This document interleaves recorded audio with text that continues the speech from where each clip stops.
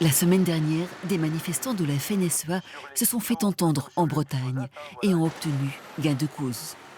Le gouvernement renonce à augmenter les taxes sur les produits phytosanitaires et les prélèvements d'eau, ce qui fait grincer des dents à la Confédération paysanne qui s'inquiète d'une baisse annoncée du budget alloué au MAEC, ces mesures agro-environnementales et climatiques destinées à encourager les pratiques agricoles vertueuses. Nous, à la Fédération paysanne, on a l'impression qu'il y a deux poids, deux mesures, c'est-à-dire qu'il y a une agriculture qui est pourtant la plus respectueuse de l'environnement qu'on ne satisfait pas, et il y a une agriculture, il suffit qu'on sorte les tracteurs et qu'on sorte un peu de déchets, qu'on déverse des déchets comme ça s'est passé à Morlaix des DTM, pour qu'on leur fasse qu'on fasse machine arrière. Le gouvernement a carrément fait machine arrière de pratiquement 50 millions d'euros, quoi.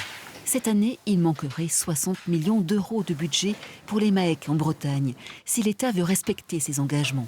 Cet éleveur de vaches en viande bio suit un cahier des charges strict pour être éligible à ces mesures plafonnées à 12 000 euros par an. Chez nous, par exemple, c'est 100% herbe.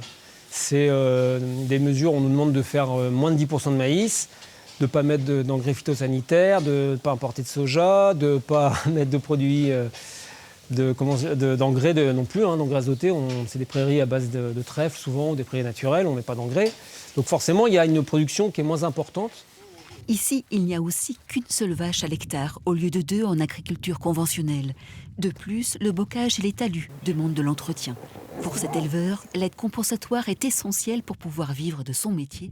En Bretagne, 4 400 paysans ont signé de telles mesures.